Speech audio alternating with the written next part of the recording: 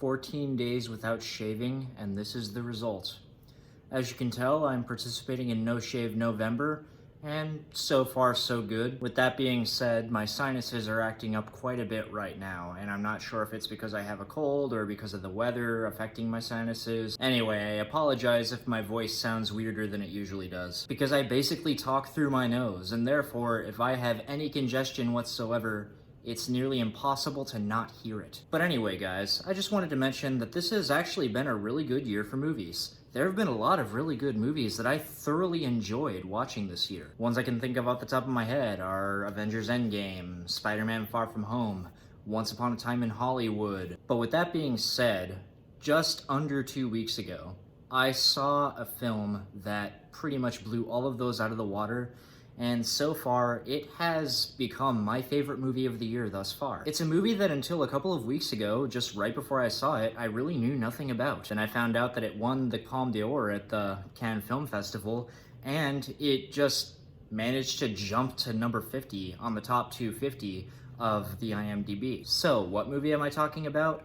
Well, you probably read the title of this video. It's a movie from South Korea called Parasite. And seriously, in my opinion, this is the best film of the year so far. The movie follows a family of 4 people who are very, very poor and basically scrounging by. All of them are very down on their luck, none of them really have steady employment, and there seems to be no sense of opportunity for any of them thus far.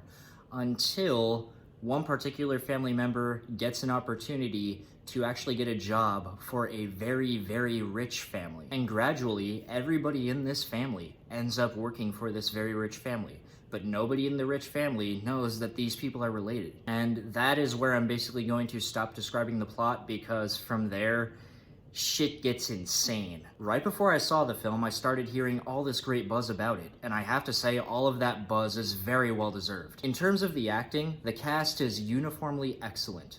This is one of those few films where I cannot actually pick out somebody who stands out over the other actors, because they're all equally impressive. But apart from that, the movie is masterfully directed, and the story is very, very well told. The movie has some very, very witty and sharp social satire behind it, and honestly, it is a great balance between some really intense stuff and some really, really funny stuff too. One of the things that I like the most about this movie is that while there are some subtleties in the film, a lot of the stuff that is usually depicted in film as a figurative thing or is told in a figurative way is shown in very literal ways here.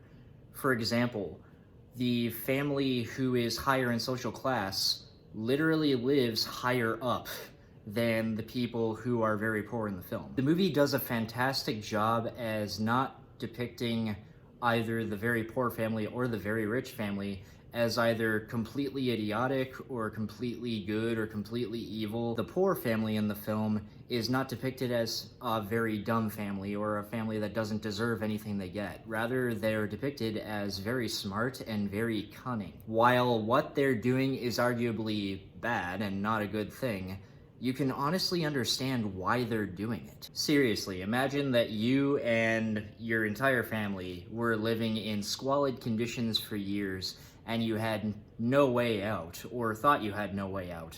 And then all of a sudden, a rare opportunity comes up, but you have to kind of sneak your way into it. Would you do it? All of us want to say we wouldn't because it's not the right thing to do. But would we really do that? And also, in a lot of movies that show a distinction between the rich and the poor, the very rich people are often either glorified or shown as the most pompous, arrogant bastards ever. And that's not what happens with the family in this film. Now granted, the movie depicts them as being very gullible and easy to fool, especially the character of the wife, but they're not depicted as completely stupid, and they're not depicted as being evil or intentionally doing bad things to people. And that's one of the things that I think is beautiful about the film, is that it shows whether or not you intend to do something, sometimes you end up doing something that affects somebody else.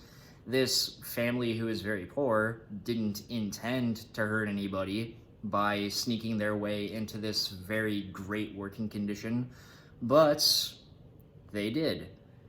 And the very rich family didn't intend to hurt anybody with the decisions that they've made or the way they live, but they did. And it's this that makes it very understandable why the tensions become so high between these people coming from these very separate social classes. I actually read on the IMDB trivia page that the very particular job type that the young man in the family ends up getting for this rich family, the director talked about why he actually made that the job that he was going to get.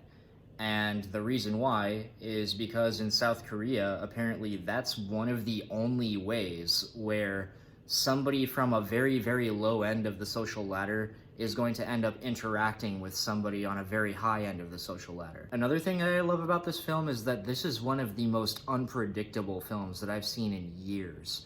And I say unpredictable in the best sense of the word. When I watch movies, I don't often try to predict where a movie's going because that kind of takes the fun out of discovering what's happening.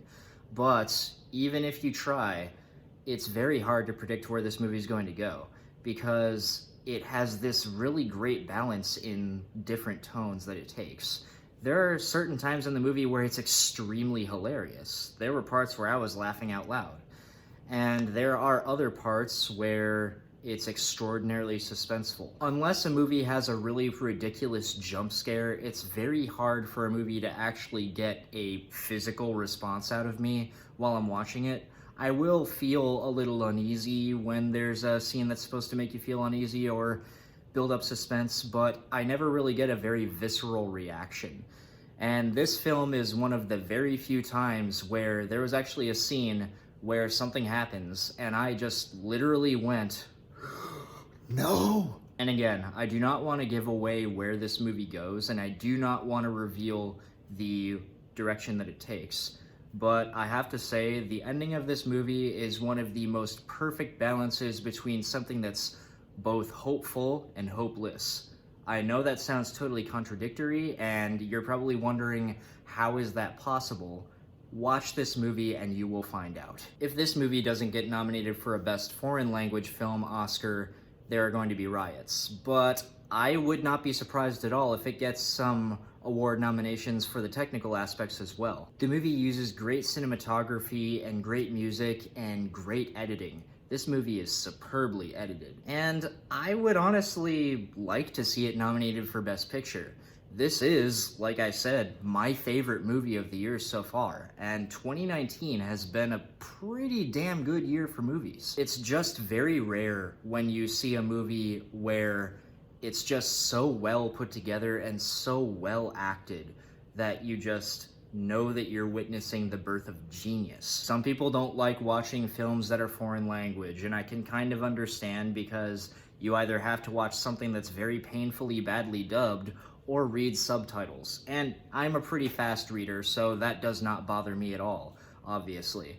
But seriously, whether you like watching foreign films or not, this is worth it. I guarantee it. See this one. Trust me, you will not be disappointed. And on another note, I know that I've mentioned in previous videos that I've been working on a series and that I'm planning on releasing the very first episode in November. So far, that is still the plan. I have actually almost completed editing on the first few episodes, and basically what I want to do is get those few episodes completely edited before I actually release the first episode. There are just a couple of sound-related things that I have to do and some more video editing that I have to do before that, but so far so good. And basically, as long as nothing totally derails that, expect something to come out in November. Alright guys, that's it for today, and seriously, go see Parasite. You will not be disappointed.